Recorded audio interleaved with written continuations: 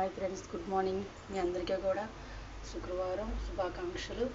అయితే ఈరోజు ఈ చిన్న షార్ట్ ఎందుకు చేస్తున్నానంటే అండి, మనకి తెల్లవారులేసి ఈరోజు శుక్రవారం ఎర్లీగా పూజ చేసుకోవాలి, దేవుడికి తొందరగా దండం పెట్టుకోవాలని చెప్పేసి మనం అనుకుంటూ ఉంటాము.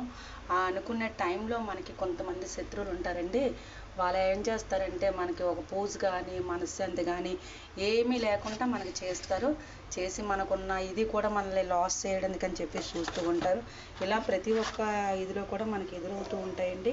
కాకపోతే ఏంటంటే అన్నిటిని కూడా మనం ఎదుర్కించుకొని మన పని అన్నది మనం ఎప్పుడు కూడా పూర్తి చేయాలి. కాకపోతే ఏంటంటే మనతో మంచిగా మాట్లాడుతూ ఉంటారు, మన వెనకాల బోల్డ్ మంది శత్రువులు ఉంటారు. అయితే అలాంటి వాళ్ళు ఎప్పుడు కూడా మనం దూరంగానే పెట్టాలండి. మన దగ్గర ఎప్పుడు కూడా వాళ్ళే ఉంచుకోకూడదు. మనతో పాటు స్నేహంగా ఉంటారు, మన వెనకాల చాలా వరకు వెనకాల ఫ్రాడ్ చేస్తూ ఉంటారు.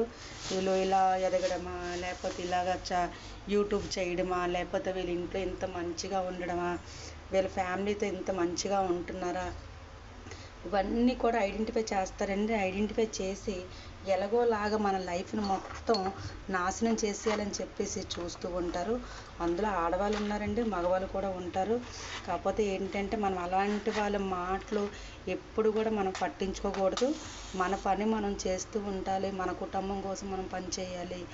ఈరోజు మన యూట్యూబ్ ఛానల్ కూడా చేస్తున్నామంటే మన ఫ్యామిలీ కొరికే మనం చేస్తున్నామండి, ఎవరి కోసం మనం చేయలేదు.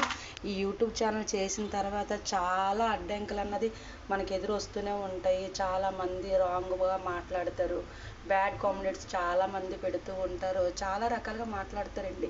కాకపోతే ఏంటంటే అవన్నీ మనం పట్టించుకోకుండా మన పని మనం చేసుకుంటూ పోవాలి. మనం చేస్తున్న ప్రతి ఒక్క పని ముందు కూడా వెనకాతల కూడా మన ఫ్యామిలీ అనేది మనకి ఎప్పుడు కనిపిస్తూ ఉండాలండి. ఫ్యామిలీ కోసం ఈరోజు మనం చేస్తున్నాం కాబట్టి ఇలాంటి గాలి వానలు ఎన్నో వస్తూ ఉంటాయి. అవన్నీ మనం పట్టించుకోకుండా మనం వదిలేస్తేనే మనశ్శాంతిగా మనకు ఉంటుందండి. అవన్నీ మనం పట్టించుకున్నామంటే మన కెరీర్ మొత్తం అలాంటి వాళ్ళ వల్ల లాస్ అయిపోతుందండి. చాలామంది మనం లాస్ చేయడానికి అని చెప్పేసి ఉంటారు. చాలామంది వీళ్ళు ఎలా ఎదగడమా అని చెప్పేసి మనల్ని ఏదో ఒక రకంగా డిస్టర్బ్ చేయాలని చాలా ప్లానింగ్స్ చేస్తారు. కాకపోతే అలాంటి వాళ్ళు చాలామంది జీవితంలో చాలామంది ఫ్యామిలీలో ఎదురవుతారు. కాబట్టి అలాంటి విషయాలు ఎప్పుడు కూడా మనం పట్టించుకోకుండా మనం వదిలేస్తేనే మనకు మనశ్శాంతిగా ఉంటుంది. అలాంటి వాళ్ళు మనం పట్టించుకున్నామంటే మనకున్న మనశ్శాంతి అంతా కూడా పోయి వాళ్ళలాగే మనం కూడా పనికిమాలోలాగా రోడ్డు మీద తిరగవలసి వస్తుంది. ఎప్పుడు కూడా ఒకళ్ళు మనల్ని ఏడిపిస్తున్నారంటే వాడిని మనం ఏడిపించినట్లే ఉండాలి తప్పించి కానీ మనం ఏడిచినట్లు ఎప్పుడు ఉండకూడదు. వాళ్ళు ఒకరోజు మనం చూసి ఇంకా కుళ్ళుకొని ఇంకా ఏడవాలండి. కాబట్టి అలాంటి వాళ్ళ కోసం ఎప్పుడు ఎవ్వరు కూడా ఆలోచించుకుంటా మన లైఫ్ స్టైల్ అన్నది ఎప్పుడు మనం మార్చుకొని మంచిగా మన జర్నీ మనం చేసుకుంటూ వెళ్ళిపోవాలి, ఎవరికి హాని కలిగించుకుంటా. నేనైతే నా మనస్ఫూర్తిగా ఇదే చెప్తానండి. ఎందుకంటే